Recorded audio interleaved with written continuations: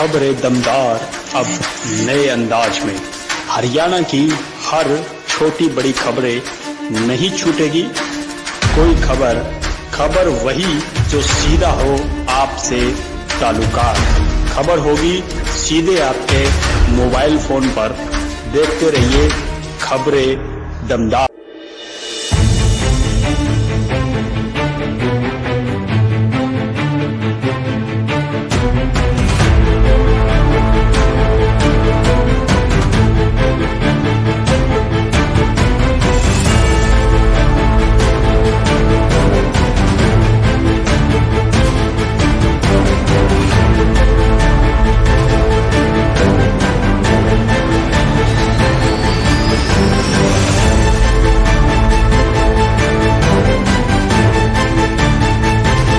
गाय जिसे माता का दर्जा दिया गया है, गाय जिसे चलती फिरती अर्थव्यवस्था माना गया है, जिसका दूध एक संपूर्ण आहार ही नहीं अपितु अमृत तुल्य माना जाता है, जिसका दूध बल, बुद्धि और मेधा को बढ़ाने वाला है।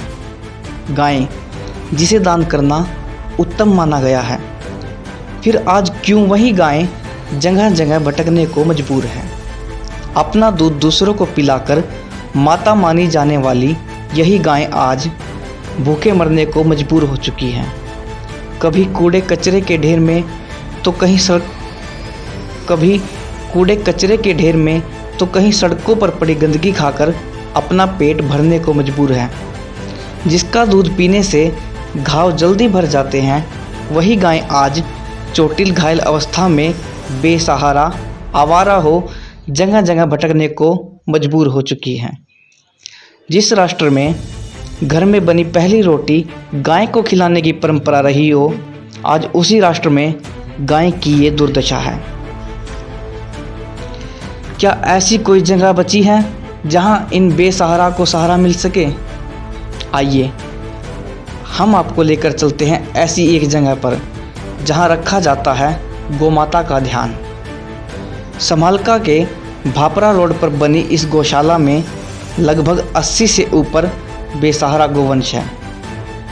बेसहारा गोवंश चिकित्सालय के सानिध्य में चल रही इस गौशाला में इन मूक गायों को ही नहीं अपितु अन्य पशु पक्षियों को भी उचित उपचार दिया जाता है। फिर चाहे ऑपरेशन की जरूरत हो या औषधीय उपचार की, सब सुविधाएं यहाँ इन बेजुबानों को दी जाती हैं। हालांकि सरकार द्वारा कोई विशेष अनुदान गौशाला को नहीं मिलता। हाँ, वर्ष में एक बार चारे के लिए कुछ जरूर मिल जाता है। प्रधान कुलदीप रोहिला और उनके साथ इस पुण्य कार्य में लगे करीब 4 कर्मचारी ही इस व्यवस्था को देखते हैं और गौशाला के लिए आय का प्रबंध करते हैं।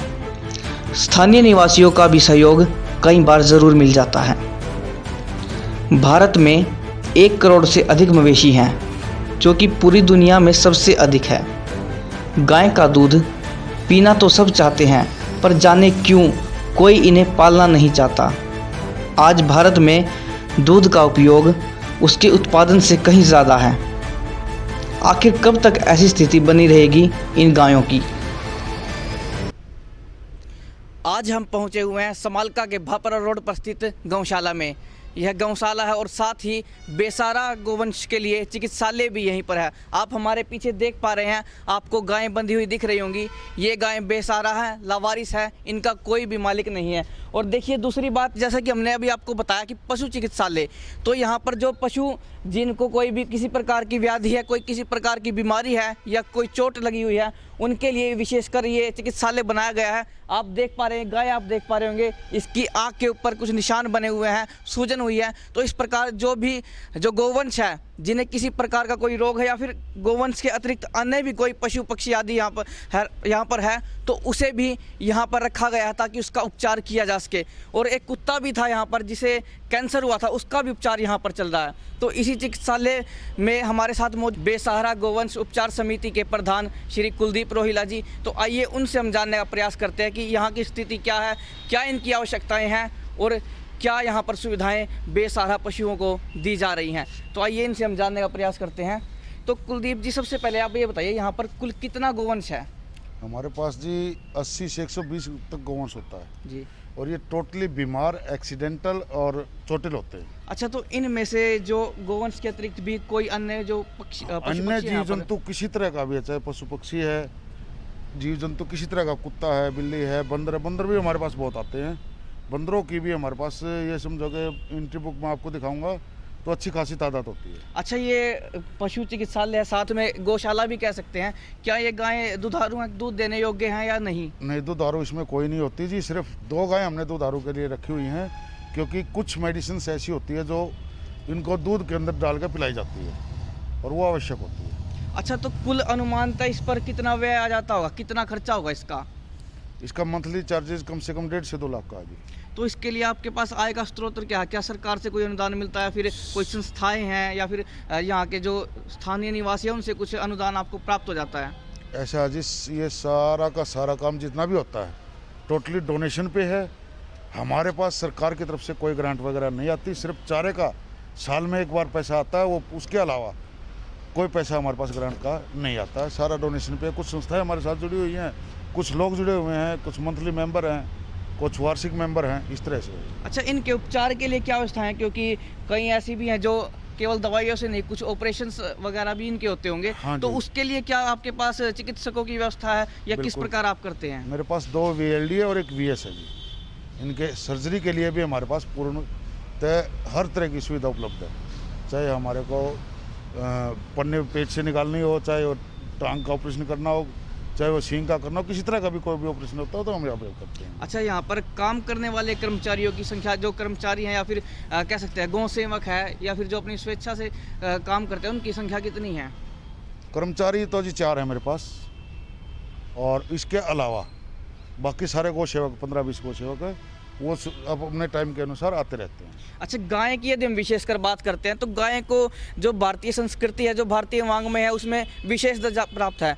माता का दर्जा गाय को प्राप्त है, और गाय एक चलती फिरती अर्थव्यवस्था इसको कहा जा सकता है, क्योंकि गाय एक औषधीय पशु है। इसके दूध से, यदि दूध भी नहीं देती तो इसके गोबर और गौमूत्र से भी आजकल बड़ी दवाइयाँ बनती है, बड़ी पेटेंट दवाइयाँ हैं, विदेशों में पेटेंट करवाई गई हैं। तो ये जो गोबर और ये गौमूत्र है, इसका आप किस प्रकार प्रयोग करते हैं?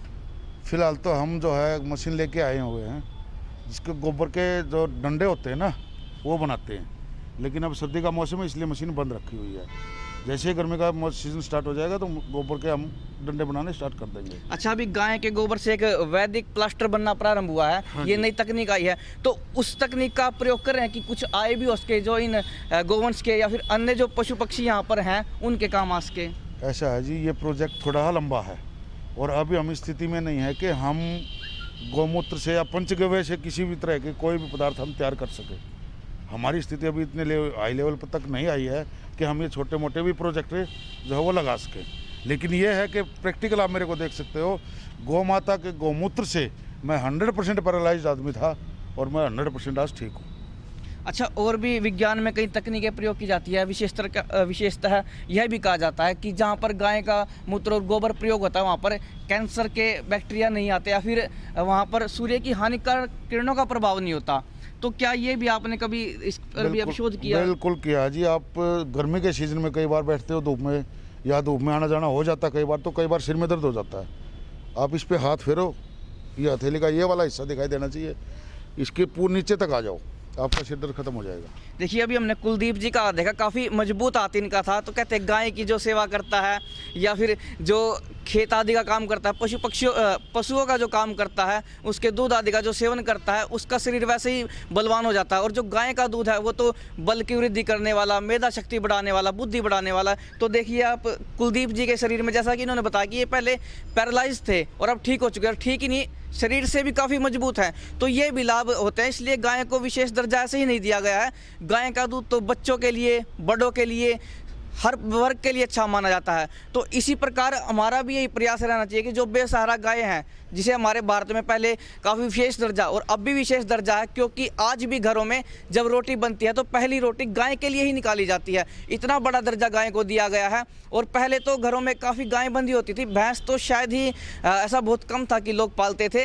आपने सुना भी होगा, महाभारत में प्रसंग आया है कि विराट नगर में युद्ध हुआ था, वहाँ पर 60,000 गायों के लिए युद्ध हुआ था। तो इतनी गायें पहले बंदी होती थी स्थानों पर, लेकिन आज इनकी स्थिति काफ़ी ख़राब हो चुकी है। आप देख सकते हैं ये इन्हें उपचार की ज़रूरत है, लेकिन यहाँ पर कोई सुविधा जो अपने प्रयास से कुलदीप जी करे वही इनके लिए उपलब्ध है। सरकार द्वारा भी कोई अधिक सुविधा इन्हें नहीं दी जा रही है।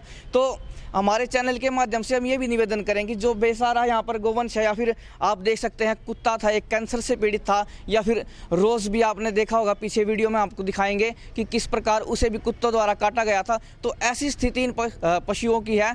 इन स्थिति को, इसमें कुछ सुधार लाने की आवश्यकता है और यही प्रयास हमारा रहेगा। इसलिए हमसे जुड़े रहने के लिए देखते रहिए खबरें दमदार।